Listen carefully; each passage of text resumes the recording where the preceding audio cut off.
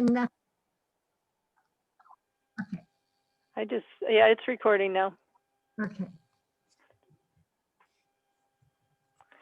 Okay, so this is a question I've often thought about myself, but also I have a farmer who's originally was a dairy farmer, and they've sold the cows quite a long time ago now and have been raising beef and really nice Berkshire hogs. They have a very modern hog barn, and he also has a feed store. So let me just get on the situation here. He does a good job. So this is somebody that would, find out what he had to do, would feed a good ration, that sort of thing. He raises good crops. He can feed a TMR. He has some sheep experience. I didn't realize how much sheep experience he had, but he's raised ewes and lambs and on pasture before, so he's got some experience lambing. He does have a couple of sons around that are looking for more jobs on the farm, so he's got help. And he has an older barn. He bought the property next to him, which is good because everybody complains about his stinky pigs. So he thought the best thing to do was buy the land around him. And there's an older barn that probably was originally a stanchion barn or something. It's got curbs and a gutter and an alley down the middle and a feed alleys on the side. And he currently sells hogs to this restaurant weekly. And the restaurant's nothing around here. We don't have a whole heck of a lot of restaurants around here, but anyway, they deal with the processing. And they mentioned to him that they would like 4 lambs a week, weighing like 120 at least pounds, so finished lambs basically. So then when we got thinking about it, seems like an easy thing to do till you start figuring out how many lambs that is and how you have to have them year round. So how hard is it to find a steady source of healthy lambs? So if he needs a minimum of 220 lambs to do 4 a week, and then he has to sort of figure out how many batches he has to bring in over the year to have the right size at the right time. And of course, this is year round, so there's lots of lambs starting about now and going till Christmas, but can you find lambs in January, February, March, and April? And so what we're thinking is he would buy 60-pound lambs and as feeder lambs and feed them to be 120 or so pounds. So I looked at his barn. He's fixing it up really nicely. He can put curtains on the side or whatever. We talked about feeding in the middle alley or feeding in the sides, being able to drive through and clean it out. But how many he could have in there at a time? It's 120 by basically 30. It's a big, long barn. Doesn't have a super high ceiling, but he was willing to do tunnel ventilation. But I figured he had to have pretty close to 80 in there at a time in order to have the right number of animals, the right size at the right time, if he's starting with 60 pounders. So I also wondered if he gets lambs from other farms, if anybody has experience mixing lambs, not necessarily in the same pen, but at least in the same barn, as far as health-wise, because I know when you mix feeder calves, you can get all kinds of things. And then on the other hand, he's talking about should he have the ewes and lamb out of season, and what does it cost to keep a ewe flock, and the labor involved with lambing and all that. So plus he's going to be doing out-of-season lambing, and as Rhonda and Dave know, it's quite chilly up here in the winter, and it's also going to take up barn space out of his sheep barn. He does have some other barn possibilities, so there might be a way to use those too. And he's talking about feeding a TMR, which I assume there'd be a pretty good adjustment period since most lambs would either be coming off of pasture or out of a barn where they're getting grain and hay sort of ration. And unless he can buy them regularly from somebody like Matt Kyle that has a steady supply of lambs that are about the same size. And what rate of gain to use, I'll talk about that in a minute. And what do you do about feeding a TMR in the summer? Like it would take a lot of management. So we'll come back to those questions. So I made some guesstimates, and I assumed a rate of gain between 0.3 and 0.5 pounds per day, which you can certainly achieve higher rates of gain than that, but I'm figuring there's an adjustment period at the beginning, and some of them are going to gain quite a bit faster, but some are going to gain slower. But at that rate, that would mean he has lambs. He's going to keep those lambs from 120 to 200 days, which is a long time. And so he needs to definitely try for the higher rate of gain, if not even higher than 0.5. And a lot of that will depend on the 60-pound lambs he gets. Like, are they young 60-pound lambs, or are they old 60-pound lambs in terms of their ability to gain at a higher rate? And then how much would it cost to feed them? I guesstimated high and low, and it averages about $60 to $65 per lamb to get them to that size. And the cost of a feeder lamb, looking at the prices at New Holland, from $1.80 a pound to $2.50 a pound, would be $108 to $150 a head. And so your total cost, adding that to the feed cost, well, the total cost of those two costs at least would be $170 a lamb, or $215, and there's the per pound prices, $1.45 to $1.79. That does not include any other costs like death loss, meds, dewormers, trucking, shrink, all that other stuff that you get. So that's at least 25 cents a pound just for the marketing costs, I would think. And I don't know if they're going to go on his weights or the buyer's weights or anything. I tried to call him today to find out if the buyer had given him any price to see what he would give him for live lambs, or if he's going to do it on a hanging weight, but I would love to know what he was willing to pay. So, and then if you think about keeping a ewe flock, I hear wide variable ranges on what it costs to keep a ewe for a year, from about 110 up to $200. And they're going to take up space, maybe the same space where the lambs are going to be. And then there's all the labor of lambing and maybe shearing if you got wool sheep. And even more if you're out of season, there's going to be a lot of care for them when it's January and February and it's really cold, or even March. So I don't know, the more I thought about that, the more I thought that, gee, if he was selling hothouse lamb, that would make a lot more sense than if he's selling fed out lamb. But you would have control of your lamb supply. But again, even when you're raising your own lambs, it's not necessarily a sure thing that you'll get what you expect. And then would he go hair or wool? We do have a big hair sheep farm in Antwerp that maybe could supply the lambs at a good rate. And the problem is, that would save on shearing, but a lot of hair lambs sort of max out at 110, 120 pounds. So you wouldn't want them to go over much because they would be too fat. Or I find some of them are really good at 120 pounds, but they're, 10 months, 11 months old. So they grow a little slower, but taste good in the end, but not sure that's an efficient type of lamb to buy for this situation. So if he's buying lambs, there's maybe less risk in some ways because he doesn't have the sheep flock to deal with, and maybe less investment to start with. And he could always, if it wasn't working, he'd just put them on the truck to New Holland. And it's maybe less labor because he's basically checking them in, maybe weighing them periodically and feeding them and cleaning out the barn. Whereas if he's, raising his lambs, he might have more control over the lambs he gets, but it will be more labor and take more space. And I said a lot depends on what the buyer's willing to pay, and who's taking the shrink and the trucking costs and that sort of thing. And so what I'd like to know is if there's people out there that have tried this, tried just raising feeder lambs, tried supplying a restaurant regularly, week by week, that sort of thing, that could share their experiences. And I'm going to stop sharing, or I can we go? Anybody out there in the group that's tried this?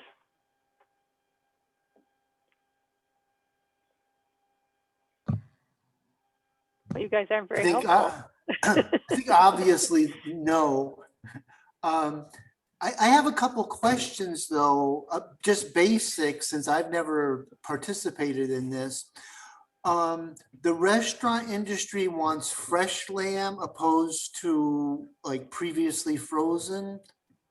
That seems Definitely. to be a big driver, so there must be a premium for fresh versus. Well, I'm processed. hoping if there's enough of a premium, it would be worth it. If there's not, then it wouldn't be worth it for him because, Right, yeah, because 4 weeks seems incredibly inefficient to truck or to move somewhere. And if they got to have them fresh, although it is interesting, he's willing to take whole lambs, which I've only had luck with that in like New York City before. Otherwise, everybody just wants chops or just wants shanks or something like that.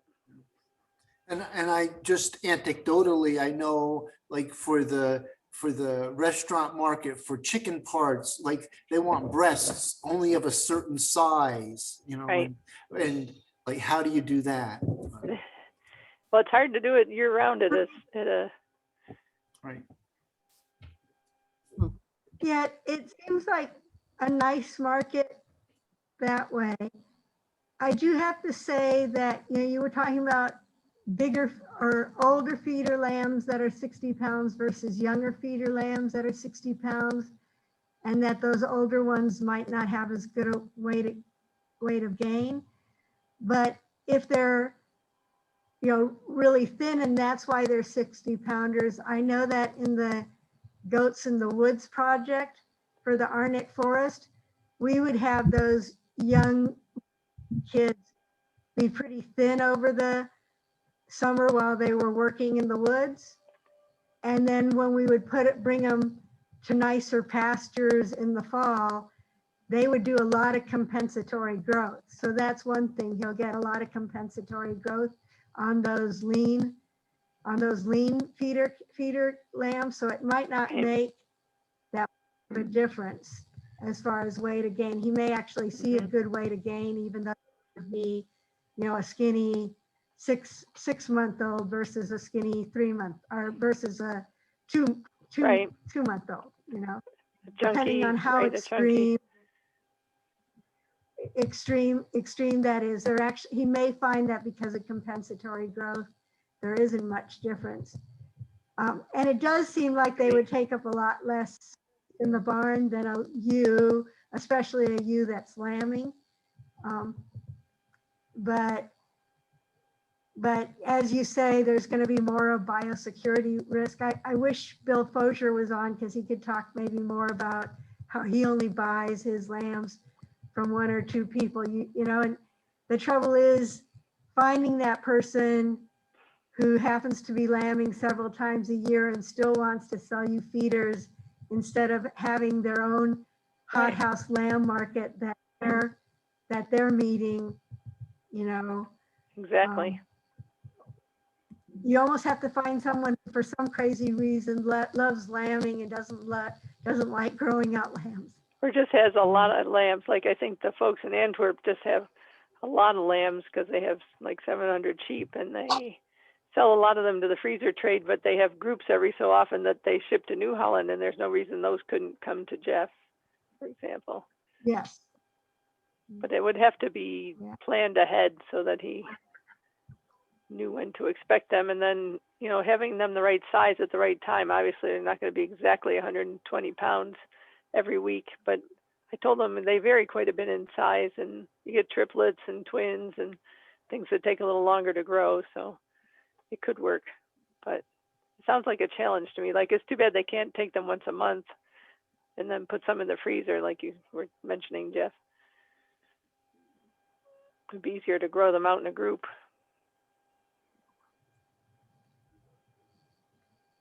Does anyone have any thoughts? Jim, Laura, Eileen? Laura raises big lambs.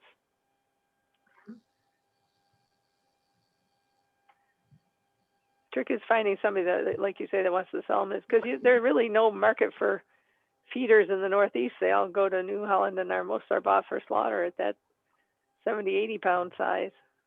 You don't see a lot of 60 pound lambs. We definitely, on the Cornell sheep goat marketing listserv, have people who buy feeder lambs that are on there. But the thing is, I think there are more buying feeder lambs in the early, in the spring, and then they're raising them over Pasture. and I know Bill Fosier buys a lot of feeder lambs, but I know it's just from 1 or 2 farms. And again, it's sort of buying them at the beginning of the grazing season and then carrying them over the grazing season. Right. You know, it's not like this guy where he's going to be staggering them and yet still wanting a good consistency. You know, that's going to be the challenge, is having that consistency. But it may also be that, being that he's already with a market that's saying, oh, we can use the whole lamb, that they might also be a little flexible on what kind of body condition is on that 120 pounder. So, I mean, I wonder if the There's restaurant is realistic about what they want. Do they really want fresh lamb? Do they really realize what that entails? I mean, maybe they'd be willing to take some frozen lamb, especially during the winter months when it's very hard to produce that. Right. It's also really hot when really hard when it's 90 degrees out to get Yes. lambs up to size. Yeah, maybe, yeah, that's something maybe he should go back and talk to the restaurant about. It's a good idea. I'll have him try that. Would make his operation a lot more efficient.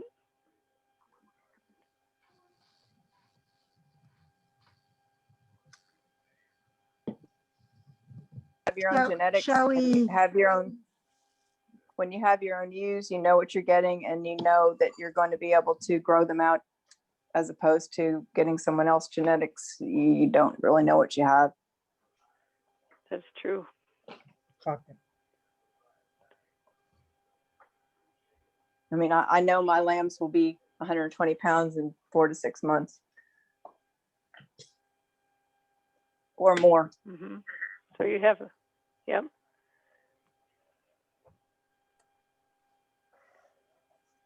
And that would be the plus if you could get some good. You'd have to start with the right ewes and rams, but if you could do that, Then there's no doubt in your mind that I you'll mean, have what you need in the amount of time, in a set amount of time. right? And if you wanted to buy lambs like yours, I'm guessing people like you don't want to sell them at 60 pounds. No, because you already have the upfront expense is already there. You pretty much lose money if you sell them at 60 pounds, Right. I think. Well, especially at times other than summer where you're using the pasture to take, you know, if you're growing them out in the pasture, you can probably do that. But if you're feeding them out in the winter where you're creep feeding and things, it probably couldn't afford it. All right.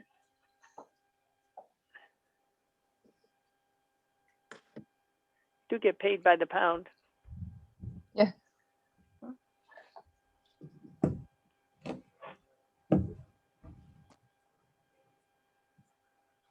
So should we I see somebody Rhonda gave it and David, but Betsy, have you show their website for them?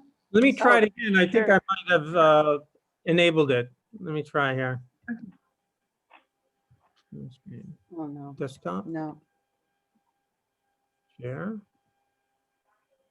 System preferences. System preferences.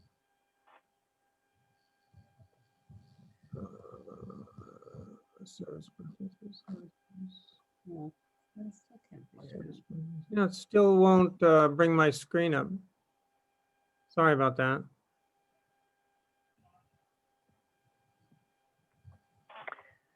Okay. Yeah, I'm trying to find. It asks me for system preferences when I do that. I don't know why. When you click on share screen, that's what you get is systems. Yeah, I get a, oh, there it is. Okay. You see? Oh, or did you put that? I put it up. Yeah. Oh, okay. I put it up. Okay. Well, Well, just direct me. I will be happy to click on anything yeah. you'd like to show here. It's not essential. We wanted to give you an idea. If you scroll all to the top, you can just basically see this is our website. And you'll see there's lots of stuff about goats. When Tatiana asked us the question, well,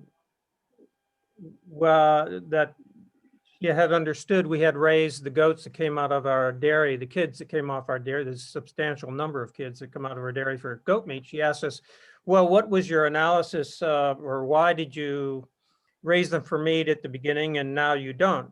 I said, well, the simple answer was really a pain. But if we really analyze it, we really analyzed it over the last couple of years, and we did decide instead not to raise. So let me say a few things about what our farm is, and then we can get back to this question that we raised. We're a diversified farm. We're a local farm here in Sable Forks in Essex County. We're principally a farmstead goat dairy. We started in 2008, but we also grow grass-fed beef. We have whey-fed pork. We have pastured eggs and poultry. If you can see along the tabs on our website, you'll see that all these activities are covered. We have pastured poultry and eggs. We have some wood products. We manage some forest and firewood and timber. And a few other things. We have a couple of rental properties and so on. We market everything through 3 channels here off the farm. Pre-pandemic, I would say 50 or 60% of our sales of all these food products, including our cheeses, went through our store. And then we sell to some retail outlets like names in our area, like Green Goddess and Norrie's and Food Co-op in Plattsburgh and so on. There are about 7 or 8 or probably 10 of those types of stores. And we have a lot of restaurants. The one comment I'd make about the way we market, and in referring to the discussion we've just had about marketing year-round product, meeting year-round demand, we have positioned ourselves seasonally. We have tried to market to all of our customers, retail and wholesale alike, that we produce on seasonal. So some things exist, some things we produce in summertime, and some things we produce in wintertime. Whether it's our cheeses, some are fresh and very seasonal, some are aged and available all year round. Same with the meats. We'll process or we'll raise beef year round. And so we do take it to the butcher and we do have it frozen. And so that will be available year round, but something like goats or poultry, when we raise broilers, they're available during the summer when we're doing it. So we've managed to arrange our business and our relationship with customers to behave seasonally, because we think this is a principal tenet of this kind of small scale farming. So that takes us back to the question of what do we do with all the goats? Everyone has experience in sheep and goats, and one thing that we learned early on is that dairy goats are seasonal breeders, which means they all breed in the fall. They have a lot of kids. They all have 2, 3, 4. In fact, we had 2 or 3 2 sets of quadruplets this year. So we're milking around 60, between 48 and 70 goats over the years. And you end up with 40 to 70 goats, you end up with 100 to 150 of these types of animals on your farm, all in the month of March and April. So what do we do with all these kids? I remember we spoke to Tom and Nancy Clark at Old Chatham when we were just getting started, and the first thing Tom Clark suggested to us was that we raise lambs. And because it was clear he had a problem with the numbers of lambs they were getting when they were milking up to what, 200 sheep at some point. Yes. So we soon discovered that we had this issue of all of these goats to deal with every single year. And we didn't really develop a plan a plan when we started of what to do with them all. So we raised them. We raised them for meat.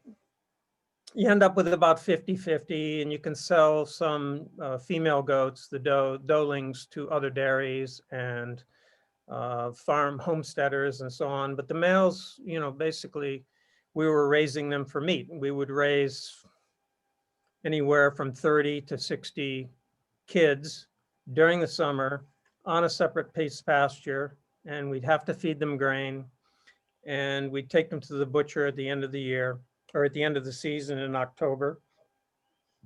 And we found the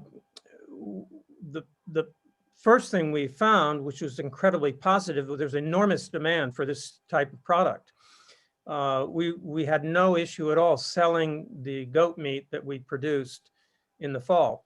The problem was it was very labor intensive. We had them on pasture. It was very expensive. We just went over the feed costs, and it was very similar. And these animals were being raised to about, I would say, 60 pounds live weight max. Yeah, our objective was to get, you know, at least 60 to 65 pounds live weight. Live weight from birth rates of 5 to 10 pounds over the summer. And we found in order to do that, we had to feed them a grain supplement as well as pasture. And between the feed cost, between the feed cost and the time and the labor, and then the trip to the butcher and the processing, And the you'd yield, end up with, you know, the yield wasn't great. A 60-pound goat would yield 30 to 40 30 pounds of meat hanging weight. times 10 pounds. So, you know, you were basically creating $300 in revenues per goat. And if you go to the page that shows under goats, you'll see kid pricing, and it will show you what we do today. We came to the conclusion that two things happened. Number one, as our dairy advanced a little bit more, we gained enough of a reputation for our breeding to have a market to sell kid goats, the doelings, to other dairies and homesteaders. And so if you go down to the kid pricing, you'll see at 2 weeks. I think there's a tab for goat kid. Yeah, you'll see that at 2 weeks we sell them for the doelings for 150, the bucklings, which will breed, at 200, and the wethers at 100. And then we charge for each additional week after that during the time that we feed them for through weaning up to 8 weeks. And so you can see if we keep them up to there, we're able to sell them at between $200 and $300 at that point.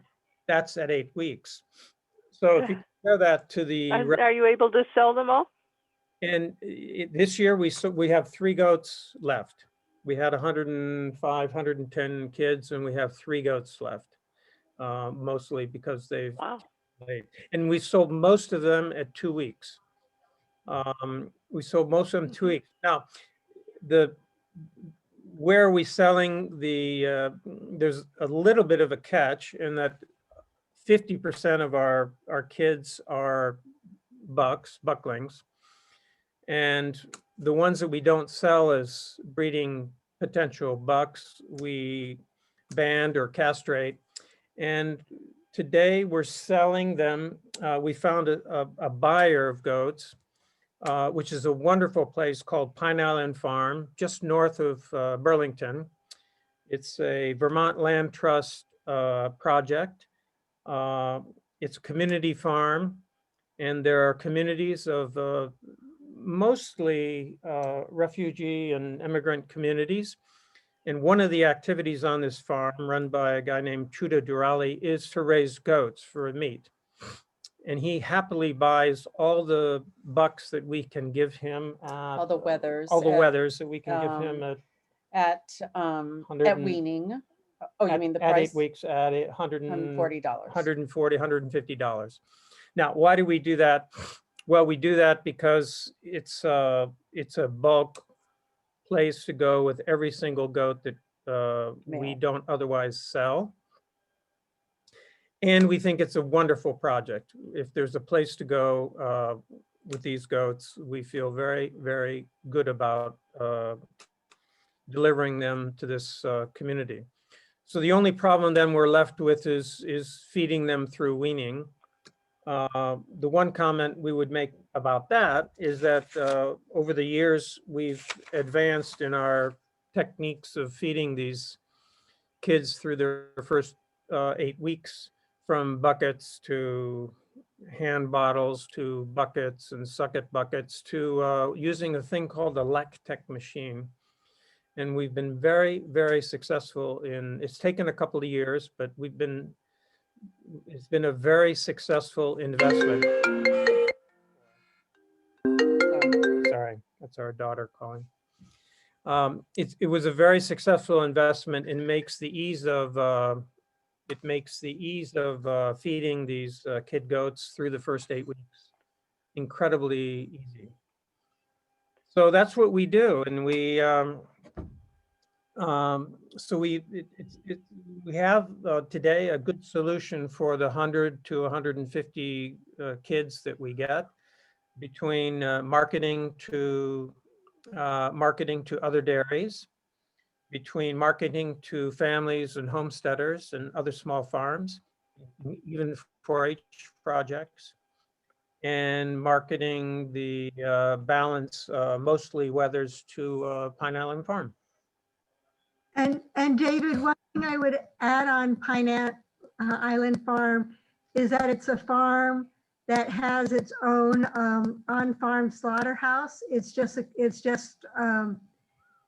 basically for custom exempt, and it's actually how in Vermont they sort of have put in they require for on-farm butcher, when there's a lot of on-farm butchering going on, that there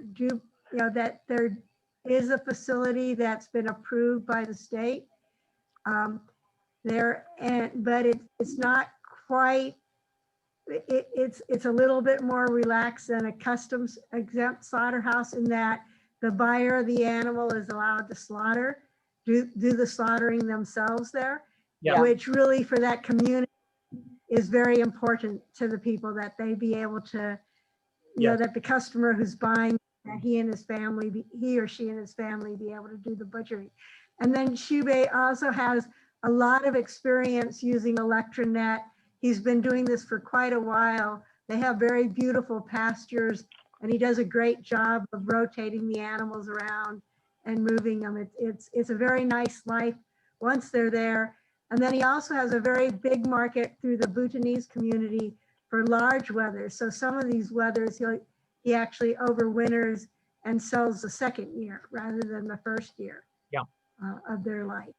And as you probably know, Tatiana, he's grown a lot. We've been going there for probably 4 or 5 years. I think so. This may have been our fourth year. And the Yeah. first years we were going, we felt like we were giving him a substantial number of the goats he was taking in this community. And I think he's up to raising several hundred now. And it's been just wonderful to see this activity over there develop. It's a very nice community, and you're right. They have the freedom and the flexibility to meet the kinds of butchering and raising them and butchering them the way they want. So we feel very good about it, and it's a good solution for us, and it's a good thing for them. I feel like we were just starting to put together the numbers on that whole activity recently, and we haven't really gotten the answer, but I think that we definitely, we certainly more than cover our costs on raising those wethers that we send to Pine Island. And, we make a little bit of money because we've streamlined and made efficient our whole, we have a dedicated hoop barn and this lactec machine, and the interior is set up so that the wethers can be, they have hay and creep feeders, and we can, wean them into a separate area. And so the labor involved, it's a huge labor savings with the LACTEC. Yeah. And then they by a certain date in June, end of May or early June, they're gone. And then we're focused entirely on the dairy herd and making milk and making cheese. So we're not distracted by meat goats then for the rest of the year. Just to explain, this LACTEC machine basically it's automatically mixes warm water and milk replacer. And so it's free choice feeding for the kid goats. And they grow really well. And if you've ever managed the feeding of kid goats, it's a drama.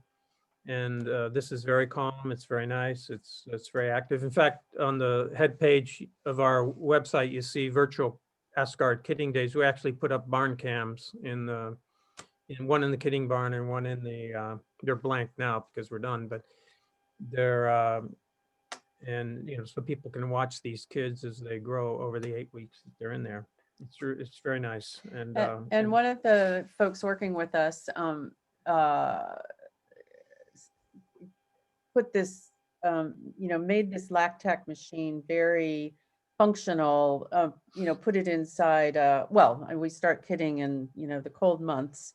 And so once we start putting animals in this barn with the LACTEC machine, it needs to be insulated. So he's taken an upright freezer, which is insulated, and the machine is in there, and we run, the feeding tubes and out to are mounted to the outside of the upright freezer. And it's just, it's a really ingenious way to have it set up.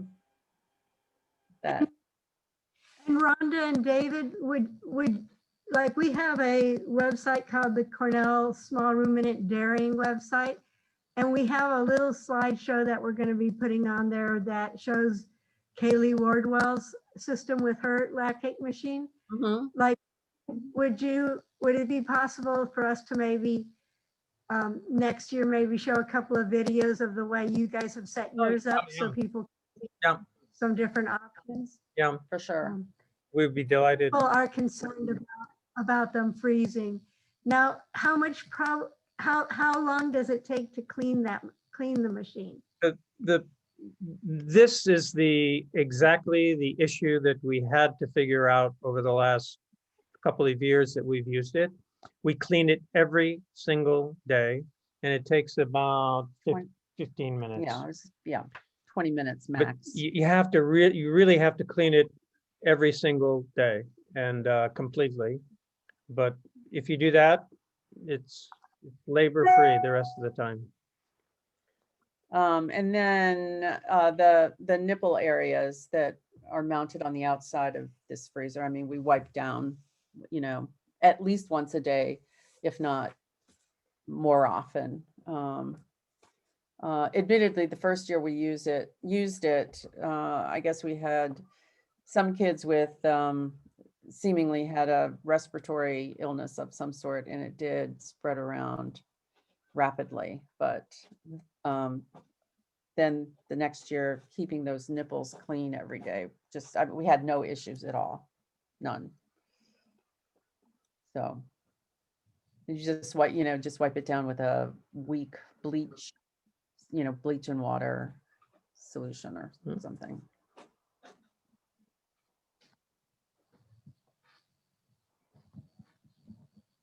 Yeah, so it's fun. I mean, they're very, we're real pleased with how it worked out this year for sure. Any questions for Rhonda and David?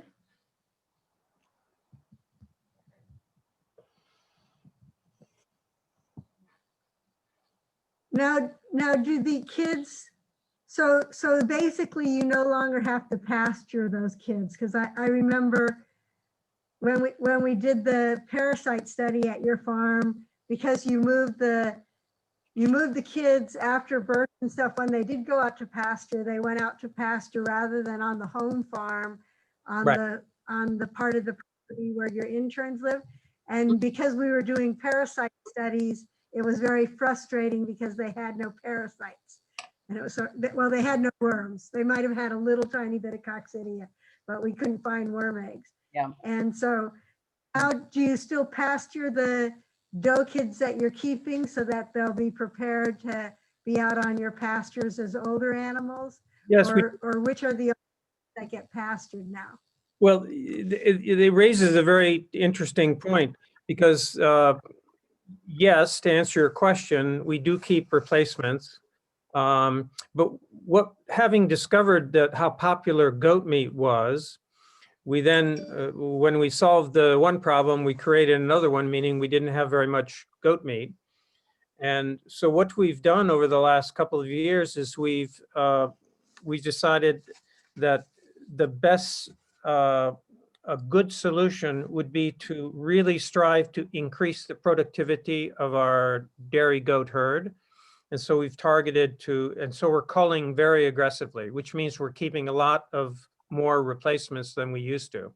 So we're keeping 10, sometimes 15 replacements for a herd of 60 goats. And what we've been able to do is to drive the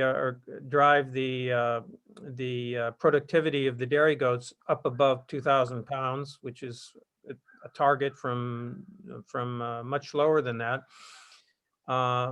by keeping 10 to 15 replacement does every year and culling aggressively and taking those goats to the butcher at the end of the year. So we still book 10 to 20 butcher slots in October, November, or December. And we take cull goats. In fact, we're taking 5 cull goats and other underperforming goats next week.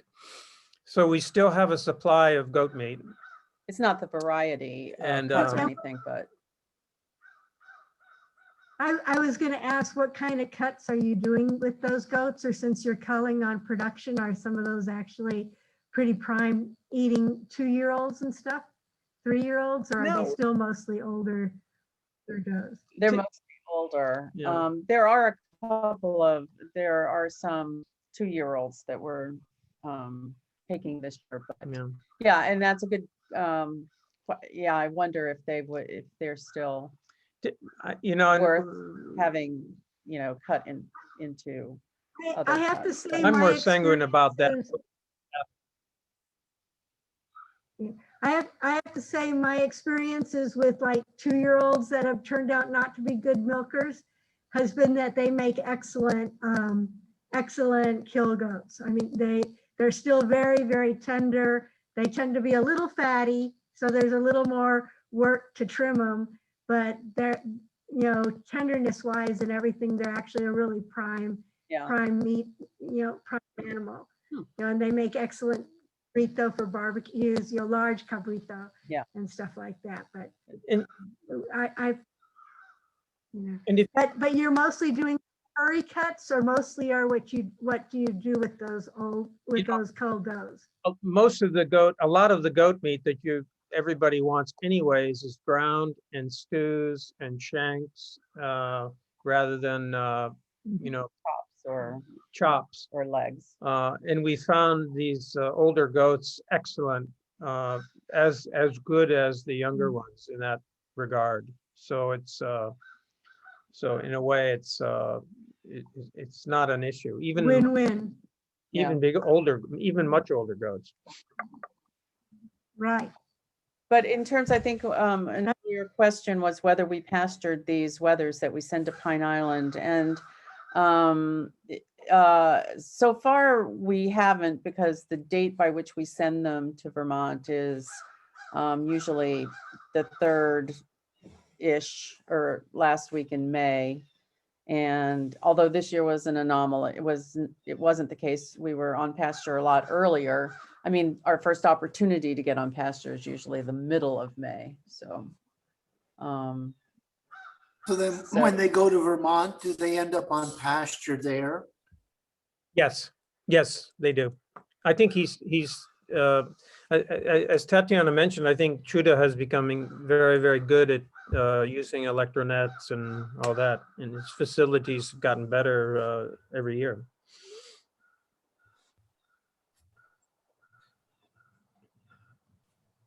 And maybe and I they do a missed lot of something. production the same way. Go ahead, Jeff. Maybe I missed something. At some point, did you consider pasturing them yourself to take them to the full butcher weight? Yeah, in fact, We used to do that. we used to do that, and we tried to do that.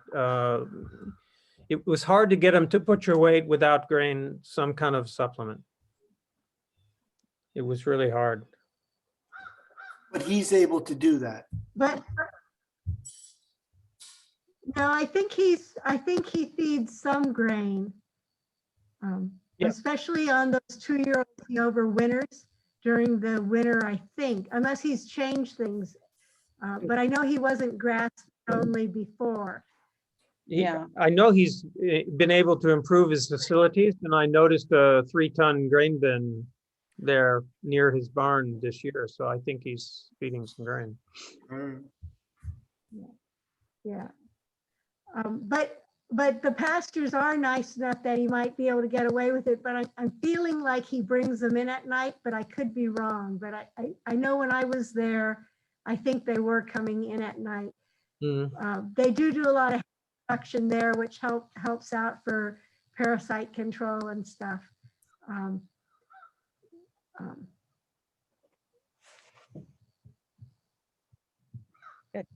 Yeah, I was thinking of something, but I cannot remember it now. We also did, Yanni, I think you may remember we participated, I think this was early in our business, the No Goat Left Behind program, that Heritage Foods had reached out to a lot of goat dairies and established this program of having the dairies raise the, their wethers to market weight, and then Heritage Foods would buy them. And so we did do that for a while, in the very beginning. And I know they wanted them in October. And Yeah. so for a lot of us, it was a little early for getting them up to the weights that they wanted. Yeah. Exactly. Jim, did you ever participate in that program? Jim Taylor?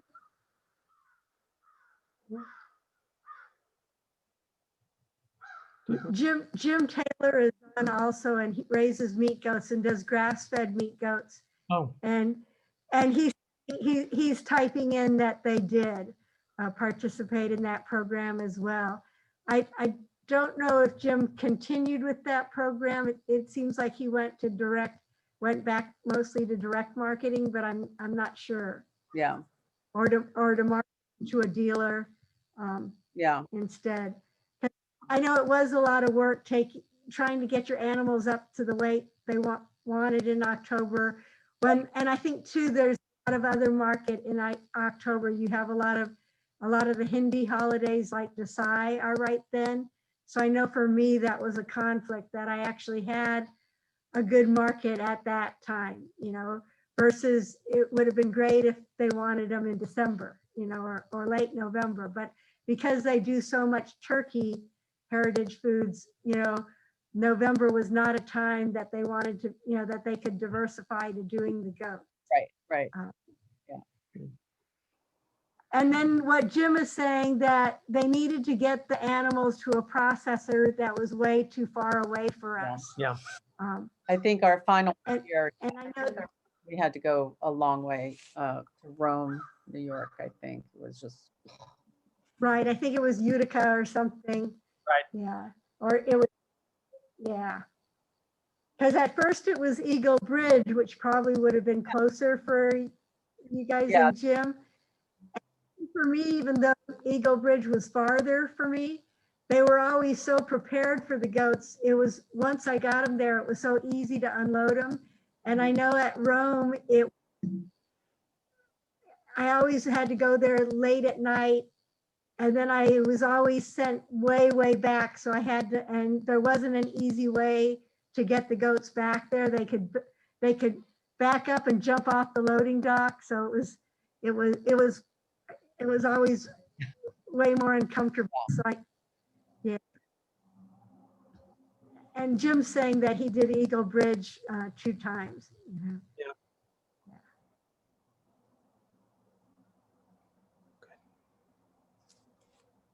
I'm gonna go, Betsy, why don't you go ahead and shut off the recording, and then if anyone wants to just talk about other topics, we can.